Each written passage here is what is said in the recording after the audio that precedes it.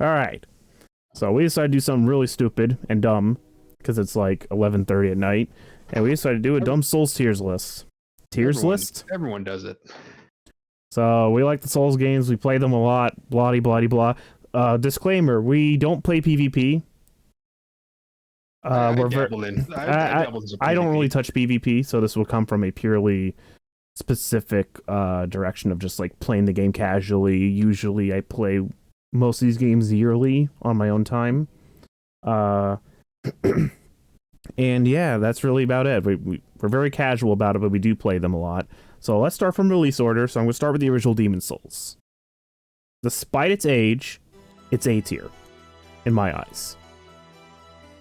Because this game's really interesting, because you gotta remember, games didn't play like Demon's Souls.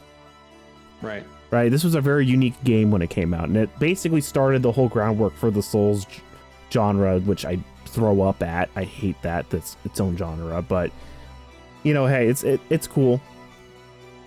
Demon's Souls is a classic. Of Souls-like. Yeah, well, this game's a fucking classic. Sure, some mechanics don't work that well, and the Souls games have definitely modified its playstyle over time. They added more and more stuff to where we are now with Elden Ring, like just by adding more and more stuff. This game's really great still to this day. I think it's aged fairly well. The only problem is that this game's not very accessible, this version specifically, because you either have to get an old-ass PS3, which I have, so I played it on the original hardware. Sure. You can get it on an emulator. It's really hard to get, but when you do get it and you can make that bitch run at 60, it's really great. It runs really well. Or you can just play the PS5 version, but I actually like this version better than the remake, and we'll talk about the remake later, but I really like this game. I think it's a classic. Where do you think it should go? Only played the original once with you. Mm-hmm. And it is really fun. You know, definitely definitely one of the more unique. I like how you can become super overpowered very quick. Yeah. The Crescent Falchion, like you always have a list, right? You always have I always have that little list in the corner going, you know, where to get X thing, like the purple shield, the Crescent Falchion, you know, the Regenerator's Ring, those types of things. Right. But you can also find like little ways to, or find your own ways to make you super powerful as well. Well, I mainly did it within the remake, but yeah, just boosting sorceries and just one-shotting almost everything. Yeah, I think what I like about this game is that every area has its weakness built into each level. Mm-hmm. Right? Because the skeletons in 4-1 are obviously weak to the Crescent Falchion, so once you get the Crescent Falchion, the area is kind of a cakewalk. It's not easy, but it's easier now. Right, that type of thing. Getting any fire weapon before going to 5-1 makes it super easy, like getting the spider bow, for example. Right. Makes it just like you can just snipe all of the problems, which is the piles and piles of enemies you fight in 5-1. I think the biggest thing about me is that this game's soundtrack is probably my favorite of any Souls game. All right. I really love the soundtrack in this game. It's really excellent, and it's very unique. Because this game's soundtrack is focused on brass. Right. And strings. So it has a very grungy, yucky look, and it kind of adds to the grotesque, like, design of Demon's Souls.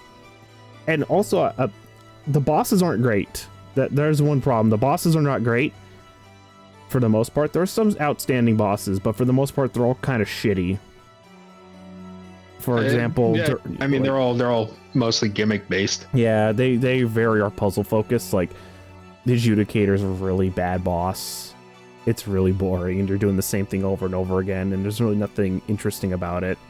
And it has the slowest attack ever. Sure. You know, the first two bosses in World 5 are complete jokes, especially if you have a fire weapon or a thing to add fire. But there's some standout bosses. The Penetrator is obviously a very excellent fight and would basically be the blueprint for bipedal sword fighters that the Souls games would be doing a lot for bosses. And sure. Really like that one. My personal favorite, just based off pure spectacle, is the Storm King. Yeah, that one's really nice, especially in the remake. They did a really good job with the Storm King in that one. Yeah, we'll talk more on that when we get to the remake. But yeah, I don't dislike the bosses. You know, yeah, some of them are poo poo, but some of them are unique, and sometimes I'll just actually fight them just like head on. You know, like the old hero. That's what he's called, right? Yeah, that's what it's called. Yeah, so Old Hero's one of my favorites too. One time I just fought him without the Thief's Ring. I was like, he's a real fight this guy for real. Yeah. It's a real fight without the Thief Ring, but if you had the Thief Ring on, in case you really hate fighting him, put on the Thief Ring and he's a fucking joke. Yeah. It's great. It's every boss has a trivial thing you can do to them to fuck them up. Like the Tower Knight seems scary until you crack his ankles. Yep. And then he's still dead. Cool though. Oh yeah, and the remake also did a really good job with that design. But I'm still gonna say the music is just so fucking interesting and really cool.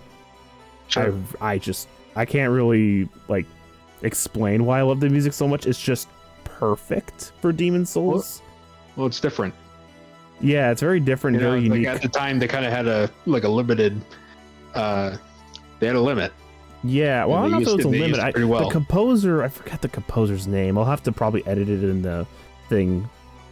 But he's he did a really good job with that soundtrack, and I think he would do a couple other things here and there, but he would not do the same type of soundtrack that he did on like Demon Souls or whatever. But I think on the remake, you mean? No, on the original. Oh. Because he also did the remake too. We'll talk about that when we get to the remake. Sure. Because he's also credited as the original composer for the remake as well, which is weird.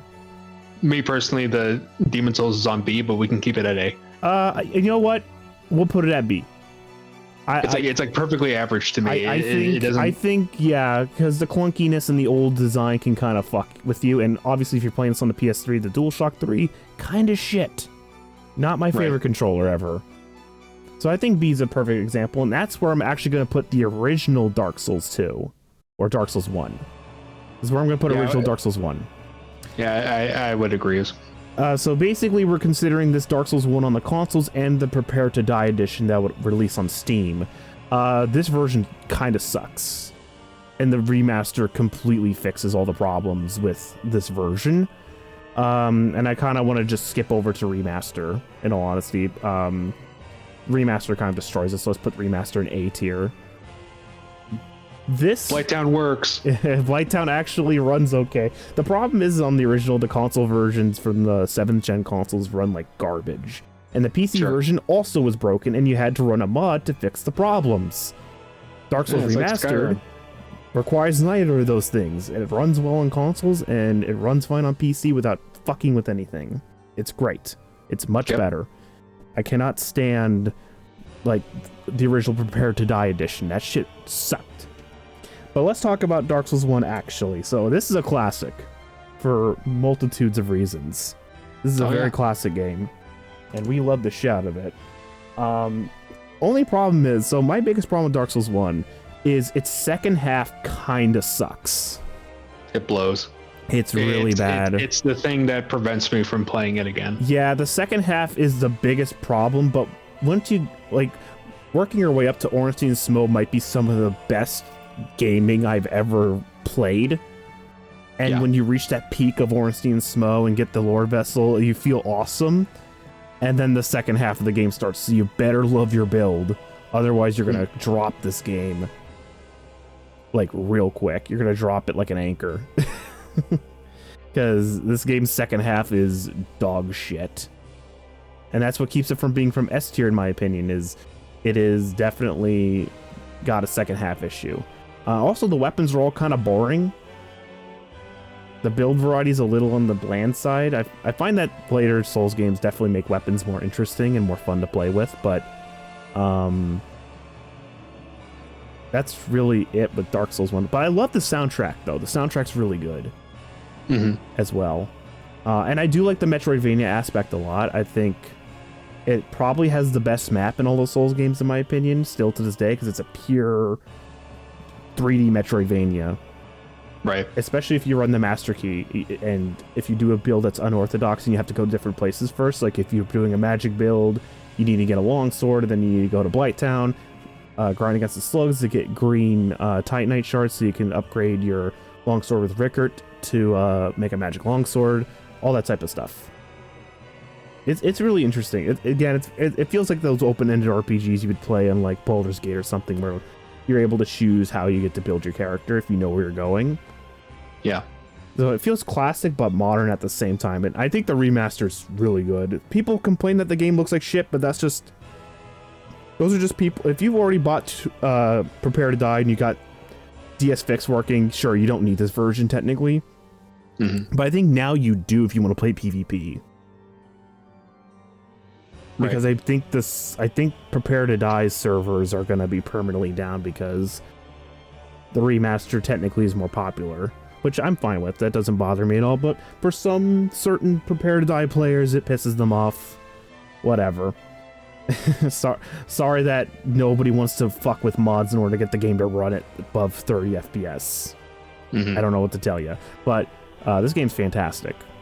It's a classic. Classic Souls game. It put the Souls games on the map, for sure. Because Demon's Souls sold pretty well. I think it sold 2 million units for a brand new IP. Yeah. Out of nowhere on the PS3, the console that wasn't doing nearly as well as the Xbox. But yeah. Dark Souls took the world by storm. Well, yeah, it immediately didn't do well until word of mouth set in. It's like, yeah. Oh, did you play this game called Demon's Souls? It's like, it's fucking difficult. It's a hard game. And it's like, what? Yeah. A hard game in 2009? Huh? Because that's when, I'm gonna say it, this is when Spunk Gargle Wee-Wees were all the rage. If people don't know what that means, look it up. It's a real term. It's hilarious. But I think Dark Souls 1 overall is A tier. I think borderline S tier, but I think A tier. It like jumps between A and B for me. Yeah, but certainly the first half is incredible, and then second half we'll go all the way down. Second half will go all the way down to D, but I think it's more. I'm not basing it off that. I think it's more of a C because we know where we're putting in D tier. I think it's more of a C or a B, which is why I'm kind of putting both in the A and B tier as well, because it's like second half kind of blows ass cheeks. That's perfect for me. But to move on, I want to talk about Dark Souls 2 Vanilla. We're not talking about Scholar yet. We'll talk about Scholar in a minute. Vanilla Dark Souls 2. Unfortunately, Vanilla is for me is limited. I bought Vanilla, started playing it, but then I was like, I'm just gonna put it down. I don't want to go through this again, even though it is slightly different. So I've actually put a lot of time in this version last year. Mm-hmm. I'm gonna be honest. It's B tier. Cool. I think this is a solid entry, and it made me hate Scholar even more, so that's also a good thing. Mm-hmm. Dark Souls 2 Vanilla is fantastic. I really like how this game particularly plays. Despite the combat feeling like a downgrade from Dark Souls 1, I actually don't mind the combat nearly as much. It's obviously it isn't nearly as good. It's borderline C tier in all honesty. I might be too nice, so I might have to put in C tier.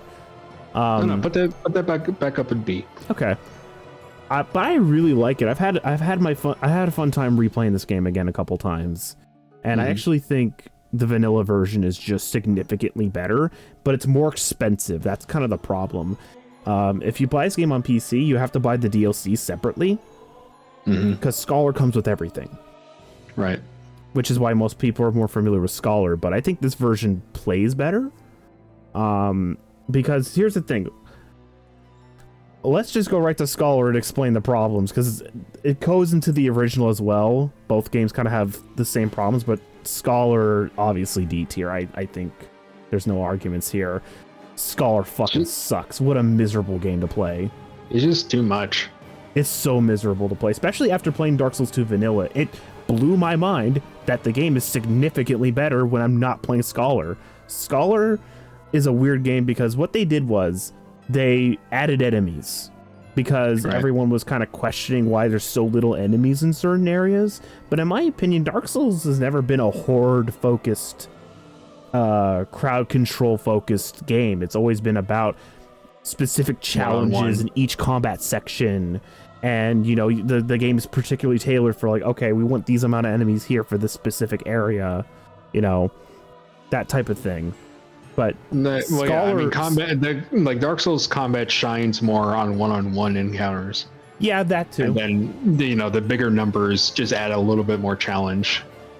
And then you have Scholar of the First Sin, where it's like, let's put in everything. So imagine you're playing Dark Souls 1, right? You're in Lost Izalith, and Lost Izalith is like the worst thing ever because it was so shoddily last second put together. Mm-hmm. Imagine that area, but except they added even more enemies. Enemies, and they have extremely high aggro. Mm-hmm. That's Dark Souls 2 Scholar in a nutshell. It's literally the entirety of the Demon Ruins and Lost Izalith as an entire game, but everything has extremely high aggro. Let me tell you, I spent 4 hours on my first playthrough of Scholar, because obviously I think like all of us, we all played Scholar first when we had the 8th gen consoles. Because I didn't get to play the original, I played Scholar first. And I spent 4 hours in Iron Keep in the Smelter Demon section. Oh yeah, because of all the... Because you're fighting the entire Elan army. It's ridiculous. And then when I played Vanilla, it was much more manageable. Because there was like half of the Elan Knights. And I was like, holy shit, Scholar fucking sucks. Scholar's just bad. No. This game fucking ass. Like, it's so shitty. I don't know how else to describe it. It's so bad. This is probably my least favorite game I've ever played. Like, in terms of like, this is like the game I've enjoyed the least out of anything I played in my life. You know what? Take Scholar of the First Sin and get it out of D tier and just put it back. Put it back in the void. Can we delete it from the list? That'd be great. No, just put it back. Just put it back in the lineup. Just don't put it up on the fucking list. Yeah, no. This game is atrocious, and I'm not saying the devs should feel bad, but I'm just saying, guys, don't just drag and click enemies. Don't feel bad. It doesn't work. Don't just drag and click a bunch of enemies and say fight. It doesn't work that way, and it makes the game feel like garbage. Oh my god. All right.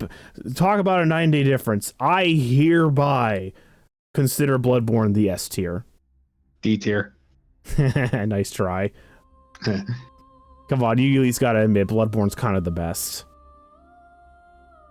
Oh yeah, it's great. It has a nice, unique combat style. Got that. Got a good mix of varying areas, maps, and Metroidvania style. This might be my favorite game of all time. I adore this game to death. Cool. This is a fucking brilliant game. The combat is just super fun. It's very replayable. The trick weapon system is super fun to mess with. Mm-hmm. The parrying feels so satisfying with the gun sound and the click sound that you get from actually hitting your target on time. The viscerals are great. The blood gushing is great. It's very Hellsing. I really like how much blood there is. This game's incredible. I still play it. I play it all the time when I'm just goofing around. I'm bored. This is like the perfect I'm bored game. It always challenges me in the perfect way. It always lets me go crazy in a specific way. And it's just this is just a comfortable game for me to play. I feel very comfortable when I play it. Sure. It puts a smile on my face. It's very fun. The only problem is accessibility. It's still locked to the PS4. Right. And you can play it on backwards compatibility for PS5, but you know, still waiting for the PC version. Still waiting. We're still here. We're still waiting. Yeah. You know, or at least a re-release that increases the frame rate. Yeah, Bloodborne has my favorite world to be in. This game kind of unlocked my inner Lovecraftian love. ever since I played this game, I just really got into H.P. Lovecraft and like just cosmic horror in general. And they would continue that in Elden Ring, funnily enough. Oh yeah, it's a big alien influence. This game was a big deal, and it really helped add more to the Souls formula. Yeah, actually, this game like scared me at first. Like, I was like almost uncomfortable playing it just because it would freak me out. But then later, it just kind of broke that mental barrier, and rest is history. So for me, the part that freaked me out the most my first time playing was definitely the Upper Cathedral Ward. If you remember that section of the game where like you hear the choir going off and you see all these like little children that were experimented on turned to little rat creatures. You're like, what the shit happened here? There's blue-eyed werewolves. Blue-eyed werewolves? What? Aren't they supposed to be red? What? Right? You're just freaking out going, what the hell happened here? And then you find a Breedus and you're like, oh, that's what happened here. Even the enemy and boss designs are really good because like, I remember a time first encountering some of these enemies and like legitimately felt queasy. Just looking at them, like, because I just didn't understand what I was looking at. The amygdalas when you beat Rom, oh my god, they're just everywhere. Yeah, oh my god, even that. It's like, oh my god, like they were there the entire fucking time. Just sitting there pondering. And you're like, oh, not even pondering, like not even acknowledging your existence. They're too busy thinking of higher things. So sick. This game doesn't really have the Dark Souls 1 problem where the second half really shits. This game is almost perfect in terms of just its pacing. There's never really a downtime for me with this game. It's always right back to it, and you're doing something cool, or you're doing something fun, or you're working on your build, or you're going to a different area. There's always something to do. You never feel like you're slogging through an entire dungeon like in Dark Souls 1 second half. Yeah. It doesn't really have that Dark Souls 1 problem. Yeah, I think the first Souls game that really has like just fantastic audio design. That as too. Well. And it's just they kind of unintentionally, no, very much intentionally made a really good horror game too. I think my favorite character death noise for your main character in the Souls games is probably the mature man voice when he dies. Just it's so funny. I can never stop laughing at it. I don't know why it was never a meme because it's kind of perfect. Is there anything else I can think of for Bloodborne other than like, it's just so good and I can't stop loving this game? I mean, it's not much else to it. Great DLC. Yeah. Just adding more and more. Adding more mystery, even some answers. I still think Orphan of Kos is still the hardest Souls boss ever. Hell, it could just be one of the hardest bosses ever. Potentially, yes. Potentially. You can spend hours and hours fighting the bastard and feel like you're not making any progress, and that's really interesting. Especially if you do fist-only runs, which I will never do. We don't do fist-only runs here. That's crazy town. I don't have enough patience for that. Why would you put yourself through that? Yeah, I think that's it for Bloodborne, because there's really no other way to explain it. It's just an S-tier game. This game's fantastic. Out of all the Souls games, I think it's brilliant. I mean, it's like, it's not completely perfect, but like even the low sides of this game just doesn't bog it down that much. It's better than Dark Souls' second half, which is why I have to put it above Dark Souls 1. As much as that would hurt me, if this was like from 2 years ago, I probably would have put Bloodborne A tier and Dark Souls 1 remastered in like S tier. But I think now that I've given both those games a little more time, I find Bloodborne just to be more fun to get back into, just because there's no Lost Izalith, there's no, Duke's Archives, there's no Grave of Saints, there's none of that, or not Grave of Saints, that's a Dark Souls 2 area. There's no Tomb of the Giants. Sure. Right? Those areas just fucking suck. Oh my god. They're miserable to get through. Because they take too long. They're long, annoying areas with kind of frustrating enemies, but to me, Bloodborne doesn't have that. And you can get through the game super fast. Yeah. Just because your character's more nimble. I mean, to put an example of my least favorite areas is the nightmares. Not in the DLC, but the first nightmare where you fight Amygdala. amygdala. I skipped that area. I never go through it. I guess I keep just like running into it, because you could just completely ignore it and just go talk to Patches when you beat the one reborn. So it's actually an optional area. Oh, okay. And then you get access to the first floor, and then you can go fight Amygdala. But you still have to go through the nightmare, but you can just do it at a much higher level where you're much stronger. So it's not as much of a pain in the ass to get through. Sure. It's much more manageable that way. In my eyes, it is. Oh, yeah. Again, like they are my least favorite areas, but they aren't like they're not like offensively bad in any way, you know? Exactly. Yeah, there you go. There's our S tier of choice, because we only decide. I decided for this tier list we should only do one S tier since there's not that many games, and I really want to make sure the tiers are valued. So I just thought, well, we should just put the best Souls game on here, and I think we both agree it's Bloodborne. Mm-hmm. Elden Ring's pretty close. We'll talk about Elden Ring, but I mean, personally, I guess you put in the rule, but Elden Ring would also be up in S tier for me as well. We could put in S tier, I think. But we'll talk. We'll get right to Dark Souls 3 instead before going into Elden Ring. So Dark Souls 3, I think I have a bias. It's A tier for me, being my first that I really got into. I was actually going to put it in B tier. I do think this game gets shitted on a little too hard. Most people actually put it just above Scholar for most tier lists, but I actually say it's above Dark Souls 2 for me. So it's in the middle of B tier. Actually, I think it's better than vanilla Dark Souls 1 in all honesty. Dark Souls 3, I think it's a bad rap for it being creatively bankrupt. Sure.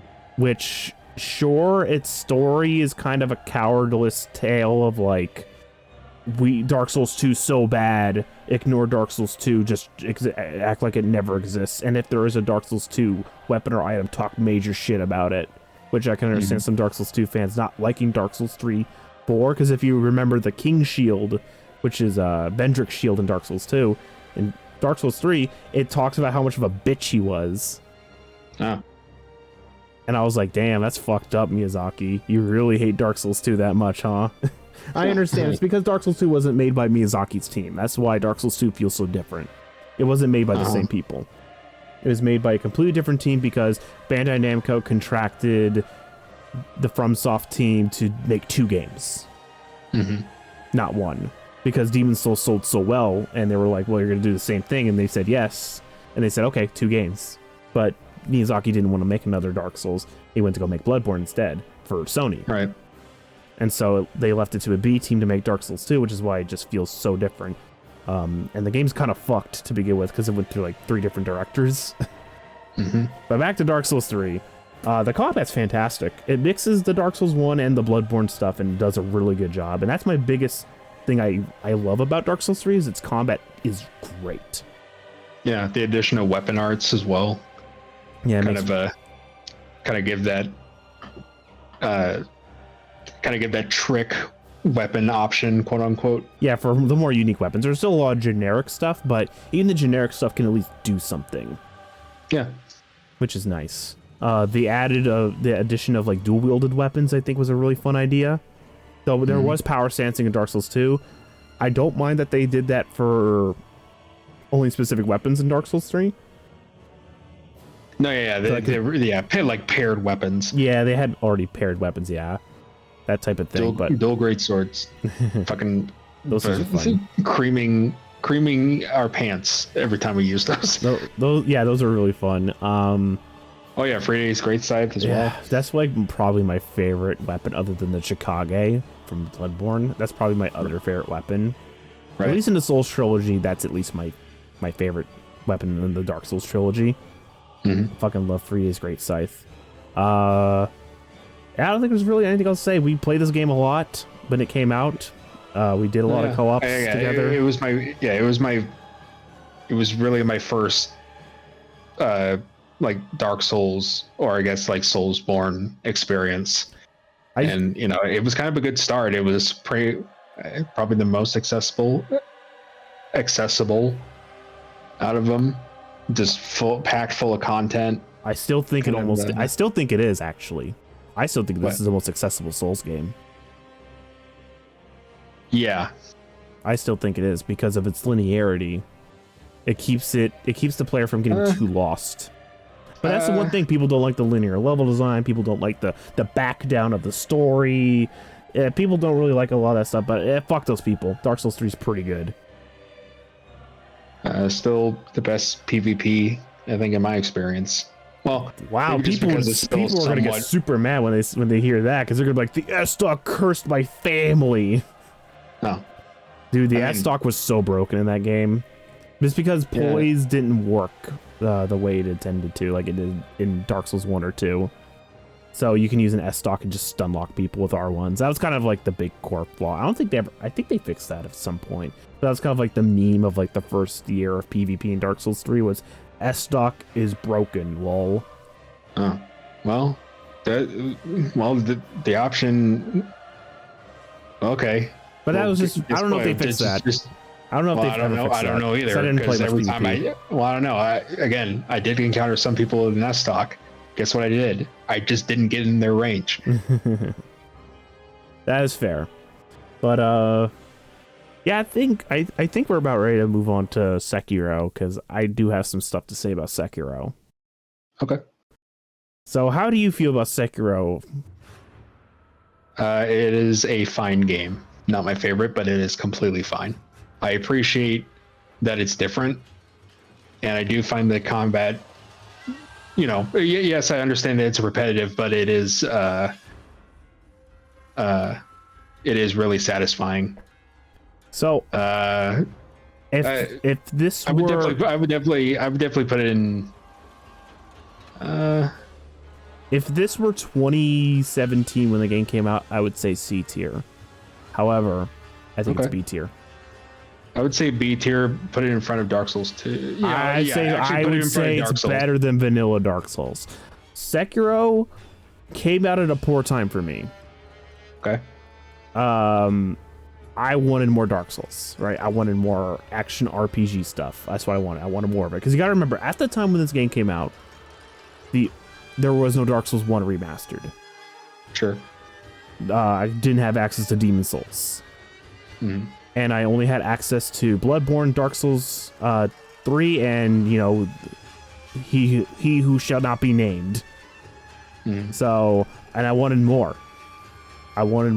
But then we got Sekiro instead, and it kind of disappointed me on launch. But I think now it's a pretty good game. It's pretty solid.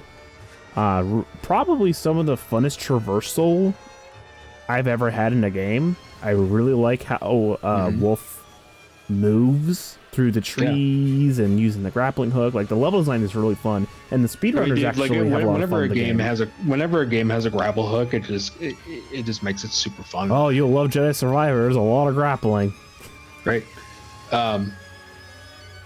Yeah, for what it lacks in customization in both weapon and character, it just makes up with its skill tree and prosthetic tools. And yeah, the prosthetic tools is kind of where only the prosthetic tools and the skill system's kind of where the RPG stuff kind of sticks. That's all you're getting, because Bloodborne already stripped down a lot of the RPG stuff and made it more of a pure action game. Dark Souls 3 went back to adding more of those Dark Souls RPG stuff while adding some more speed, but then Sekiro just said action game. Focused on blocks and parrying and being fast and nimble and almost being a shitter like a real ninja, where you can just be a sneaky little fucker and be dishonorable. But yeah, I think Sekiro is a great time. I know some people that this was their first Souls game, and I could definitely see why, because again, it's very linear. The levels are not too tricky to traverse. It looks really good. It's a very pretty game. Yeah, exactly. It was like a transition in their graphics, but also, it's feudal Japan, a fantasy feudal Japan. Exactly, that's really fucking pretty. And just in general, it's just the mythology behind it. It's just very interesting. I could see some arguments for A tier, but again, I've not spent enough time on Sekiro to really appreciate as much, but I would say I have definitely I like it more than I did when I first played it. Yeah, I played through it twice just to get different endings and just try out different things, and it does have the least amount of replay value, but I did enjoy playing through both times. Now, as a red bladed weapon enjoyer, I was happy to see the Mortal Blade. Right. Which is just this red glowing shit on the bottom of the sword that just allows you to just actually kill people who are immortal. I thought that was a really cool concept. And it has a really fun skill where you can just use the sword. It's super sick. I actually like that skill a lot. It's probably my favorite one. Because, you know, me and red bladed weapons and red aura, I love that shit. Yeah. That shit looks super cool. Yeah, this game's also very stylish. And also, I found out when using firecrackers on a lot of the bosses trivializes them, so it definitely made the game easier when figuring out firecrackers are kind of like an S-tier prosthetic. They're so good. They fuck up almost everything in the game that's like bipedal. Dude, I'll be honest. I got this game on PC and I modded it just so I can just do well, first of all, I did red samurai armor on me, so I look badass. Cool. I like a moonlight bladed katana. Yep, I saw that on the mod DB and I was like, that looks really cool. And then no limit on prosthetics. Ooh, that sounds like a fun mod. Yeah, like it doesn't use any of those little icons. Cool. Which granted can completely trivialize it, but I was just going through it to have fun. I did not have that Dark Souls mentality of like play it the way it's meant to be played or whatever. Play it how I want. I would just I just want to go through it and just have fun. Exactly. This is a fun game to mod. I would actually say this is probably one of the better games to mod since there's no online functionality and you won't get shadow banned from servers. So if you want to mod a Souls game, this is the one to definitely mod for sure. All right, so let's move on to the Demon Souls remake. I don't know where you're gonna rate this, but for me, I can't put in the same tier as the original. I have to put in C tier for me. I'm sorry. Sure. I have to do it. Where would you put it though? That's just my 2 cents. That is the one I've played the most and am still currently playing. You know, yes, it's the same Demon Souls. Same broken Demon Souls. yeah, absolutely. But it just so fucking pretty. You know, it's like I did my whole first playthrough just walking through everything. Because I just had to see the lighting, hear the sounds. So, you know, I put it on. For me personally, I put it on B, like right between 3 and Sekiro. I'll meet you in the middle, and I'll put it between Sekiro and Dark Souls 1 vanilla. Yeah, you know, I don't have much personal attachment to Demon Souls. Demon Souls. You know, so I don't really have much of a problem with what they did. Well, I guess my main problem with the remake is the fact that everything, like pretty much everything is the same, including the shitty boss fights like the Dragon God. Just I really wish they would, you know, do something better with that. No, I'm not. At least with the adjudicator, like, you know, it's the exact same boss fight, but at least this time it's floppy titties, you know. And, that was pretty funny. When I saw that for the first time, I was like, ew, that's pretty nice. I like that. Fucking fighting the Vanguard with the fucking club, watching its ass jiggle. I'm like, at least that's fun, you know. That pretty sick. It's like Demon Souls is just pure spectacle to me, and as a graphics person, I'm like, yeah, fuck yeah. Okay, so I'll tell you what. I'll put regular Demon Souls in A tier behind Dark Souls Remastered, and I'll put Demon Souls Remake on top of B tier. Does that sound good? Put it behind 3. Put it behind 3? Okay. So I'm a little mean. Come on, there we go. So I'm a little meaner to this remake. Yeah. It's a gorgeous game, Mm-hmm. but I have some problems with it. And the main problem I have is the music. Right. The original soundtrack, and so my biggest problem actually isn't the fact that the new music sucks. It's just that this remake, unlike the RE4 remake, doesn't allow you to listen to the original soundtrack. Because I think most of the songs, there are some exceptions, but I think most of the songs in this remake are a downgrade to its original counterpart. Mm-hmm. For me. I think some exceptions would definitely be the Flameluker theme is better in the remake, and the... Funny enough, all the World 2 bosses actually have better themes in the remake than they did in the original. Mm-hmm. But, okay, I'm not going to shit on the music in terms of, like, I just think it sucks. I think it's dullingly generic. Sure. I don't think anything stands out. Sure. For me, I think the music is just boring and just generic Dark Souls music to me. Like, it feels like I'm listening to the Dark Souls 3 soundtrack with some of these bosses, and I'm not really happy about that, if you know what I mean. I just find it, like, dull.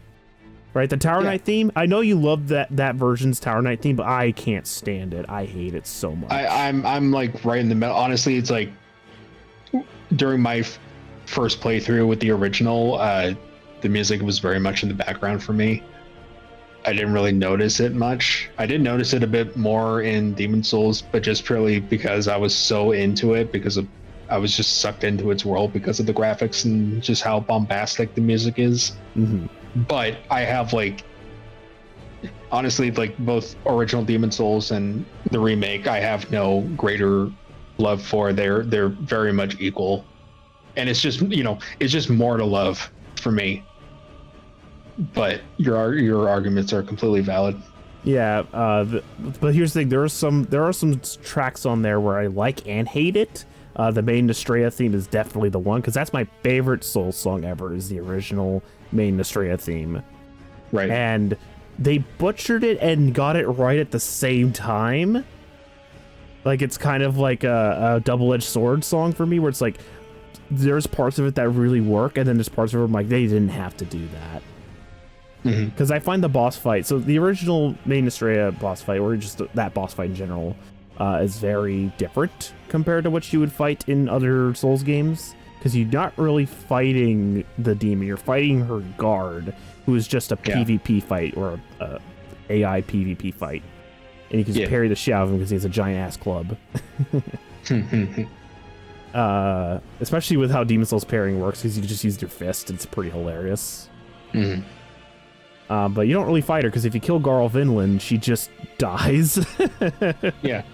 And you feel kind of bad because she's not a horrible person, and then when you find out she's just trying to make World 5 the shittiest place on this planet happier and better, you're like, maybe what I'm doing is not a great thing, but you gotta put that old one back to sleep, otherwise more colorless fog is gonna come out and it's gonna cause more problems. More demon farts. Yeah, more demon farts.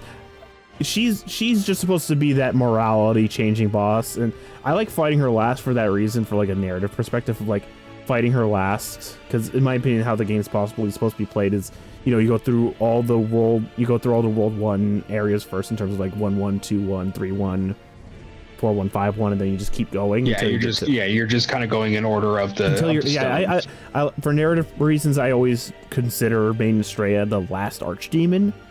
Sure. And it makes sense because she's like the only one that doesn't just outright kill you. And she specifically says things that is like, she talks, first of all. Demons don't talk. The other ones don't. They just fucking kill you. They're just out to get you. And she doesn't do that. She's just like, why are you here? We're just trying to make this place better. And even Garl Vinland is like, dude, just leave. Leave her alone. Don't make me kill you like I did my bros. But, I have to admit the Demon Souls remake is very pretty, and I have to admit World 5 is probably my favorite in the remake, because it's just shit. There's little pictures of feces in the game. It's fucking awesome. I'm like, this is literally poop zone. Shit city. It's really great. I actually like World 5 a lot in the remake. But it sounds really good too, because I actually have played a little bit of it. We might have to do another LP of Demon Souls, and this time do the remake. Like if we're basing all the Souls games based on sound alone, it's Demon Souls. Yeah, Demon Souls' sound, I think, still might actually have the best sound design in the whole series, but it wasn't even made by FromSoft. It was made by Bluepoint, who does a really good job with remakes, and they made that excellent Shadow of the Colossus remake that I absolutely adored to death. Oh yeah, Bluepoint, already has the skeleton. They're just adding the meat and skin. Hey Disney, you know who you should hire to make the KOTOR remake? Bluepoint. I'm just saying. I don't think who's doing the remake for that game now? I forgot who it was. It's not Arstraea, because they got kicked off the project. It's somebody else. I forgot their name. But come on, Bluepoint, come on. They're gonna make that game super pretty. Lightsabers are gonna just fucking glow everywhere. The lighting's gonna be so sick. Hell, they'll even echo in the hallways. Just like in the Fallen Order games, it actually does echo. It has a really nice echo sound when you're in. If you truly get like a dedicated, talented team of sound design artists, holy shit! Like, it's just such a spectacle to the ears. Okay, I think I pinpointed my main issue on why the music sounds so weird in the Demon Souls remake. So if you ever look up the documentary of them making the music in Demon Souls remake, they basically spent a lot of money going to this place in London, or I think somewhere in England, where there's this giant organ, and they basically based the entire soundtrack off of that. And for my money, like I'm going to sound like a dick here, but for my money, the music in Demon Souls overall, the remake, it's a giant wink fest of like, look what we can do. It's just the biggest wink fest ever of everyone jerking each other out. They didn't even use the organ that much. Yeah, that's super weird. I spent all that money just to have a little bit of the organ, just to look, we could. Look how cool we are, jerking each other off. I that's how I see it. It's just a jerk fest. Just a jerk off fest to me. It just really feels disingenuous to the original soundtrack. And the weird part is the original composer joined with Bluepoint to make the soundtrack, and I'm like, dude, you forgot your original vision. And again, the biggest sin of all, I would be fine with the music if I could just change back to the original soundtrack. Sure. I mean, like RE4. RE4 allows you to play the original soundtrack. Like, come on, guys. I mean, this is also a problem with FF7 Remake as well. People making remakes of really good games with amazing music, please allow people to play the original music if they think the new music sucks. Otherwise, they're just going to go back to the old game and forget your remake even exists. I always try to say that. Don't forget the original, and just be one of those devs that actually re-releases the original soundtrack. Unless there's a licensing problem, you should always re-release the old music and allow there to be an option. It's just that the lack of option, like they added all these filters and all this other bullshit, and I'm like, so they couldn't get the original soundtrack to work? Are you fucking kidding me? What a load of garbage. And they never specified why they never re-released the original music. They just said, we just think the new shit's better, and that's why I don't like it. They think it's better, and I think they're full of fucking shit. But, that's beside the point. Demon Souls Remake's a beautiful game with some decent music every once in a while. And I think it's a pretty good game. I just like the original better for multiple reasons. I mean, it's just the original with a coat of paint on it. It's a good PS5 tech demo. Yeah, that's what I consider it, a PS5 tech demo, because this was a launch title when the PS5 came out. Yep. And haptic feedback. Yeah, I forgot they did that. I should probably try it with the haptic feedback on. I actually have not tried that yet, because the Souls games don't have that still, even with a certain little Elden Ring. Doesn't even have haptic feedback. All right, so I originally said we're gonna put the best Souls game in S tier.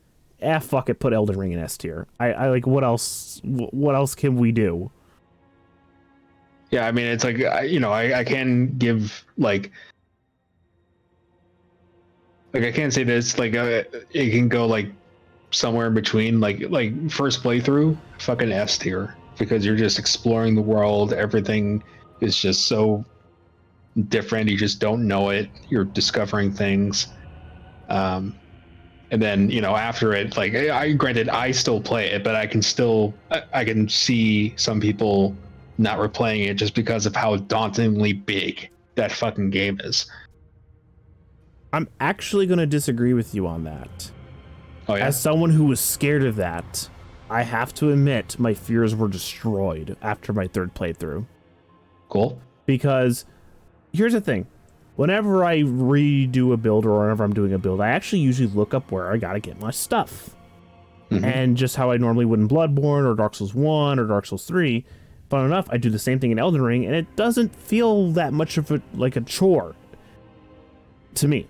Like, getting started, I can play the same starting class, and I know where my route is. Right? I've been able... I played this game enough to where I figured out a route, and thankfully there's plenty of guys to help you out if you're ever curious how you should handle things, but I have to admit, this probably should not be your first Souls game. I know for a lot of people it is, because this game sold extremely well. This sold better than the entire Dark Souls trilogy combined in sales. Like, this game is a huge fucking success. And it's no shock that it's no surprise that this game won Game of the Year. I agree, it was Game of the Year last year. But I find that Dark Souls 3 is more approachable for a newer player than Elden Ring. I know Elden Ring has all these extra helpful tips, but just the open world scares people. And I have a coworker that I talked to about these games, and he played Elden Ring and he didn't know where the fuck to go. Sure. He had no clue. He spent hours, like, I'm telling him like all this cool shit I'm doing in the game. He's like, dude, I haven't even leveled up yet. I've been playing for 6 hours. And I'm like, okay, for the last 6 hours, I got my build done. He's like, how the fuck did you beat that game in 6 hours? I'm like, because I know where I'm going. Oh yeah, that seems to be an issue with like a particular kind of people who are just not able to find direction in a directionless game. Yeah, it's a big problem with Elden Ring, is that it a little more guidance for the player, I think, would have been a little more helpful, especially with how open it is and how much you can get trapped into a situation where, like, you think you have to go here, but you're getting your fucking ass kicked. Yeah, and it's it can also be like a lack of observation, because the game does do that. It's the guidance of grace. Yeah, I have to admit, my first playthrough, like everything else, fun enough, because it's actually on most of the playthroughs on YouTube, but I kind of gave up and played it on my own time after that, after like, I think 40 hours. But for the most part, like, you got to see my reaction for like the first basically 3/4 of the game. And yeah, it was rough. And fun enough, in between sessions, I usually looked up stuff. Because admittedly, I was a little daunted. I'm like, okay, well, how should I handle this? So where should I get this? How should I handle that? Right? And that stuff, I think, is healthy in a game like this. Because I had those questions as well in every Souls game. Maybe except for 3. Because 3 was pretty straightforward. Yeah, well, it's like I can see an equal line on players for both Elden Ring and Dark Souls 3 in terms of accessibility. Because for certain players, it could be Elden Ring's world, and for others, in Dark Souls 3, it's Gundyr. Yeah, I always forget. So some people actually couldn't get through Dark Souls 3 because of Gundyr, because he's so immediate, and there's no way for them to feel like they can get better at the game before fighting him. And I can definitely see that being a problem. Yeah, dude, Gundyr was a wall. And he was a wall that I dealt with. Like, I bought Dark Souls 3 on my Xbox One first, and guess what? I couldn't get past Gundyr, and not until later, until I really like started pounding my head against the wall. The metaphorical wall that we all dealt with. I know. I'm just picturing you actually hitting your head on your wall, going, "This fucking boss." Yeah. Again, Dark Souls 3 was really my first one I went through, and Gundyr was a combination of everything. Well, you're gonna hate me for this. I beat him on the first try. Yeah. But I had Bloodborne experience. I had Bloodborne experience because I already went through the DLC and Bloodborne and all that stuff. So I already had prior experience with Bloodborne because that was my first Souls game. So I was already kind of used to that speed and that playstyle to where Gundyr wasn't a problem. And I played the bitch ass knight like everyone else. It's a very broken and easy mode now. Yeah, again, and that reinforces the fact that knowledge is your main power in these games. You feel, once you feel Dark Souls, you feel all of them. And with Elden Ring, what would be your first wall, which would be the tree sentinel. Yeah, you can just go around him and fight him later. That is a really nice touch, because that's the main accessible part about Elden Ring, is that you can go anywhere. So this is where it's tough, because I think the game tests Elden Ring technically is more accessible because you can just find all of your upgrade materials and your weapons in the world for the most part, and you can fight certain enemies that are easy to kill that you can get a lot of souls from, so that's easy levels, like the dragon, like the basically half-dead dragon that you can just get like 90k souls from if you use the soul increasing item before killing it. Right. With bleed, it's just super easy. Right, so I always pick samurai, but you can also use a mace instead. So it for me, I think Elden Ring technically is more accessible than Dark Souls 3, but at the same time, it's not, because people who struggle with exploration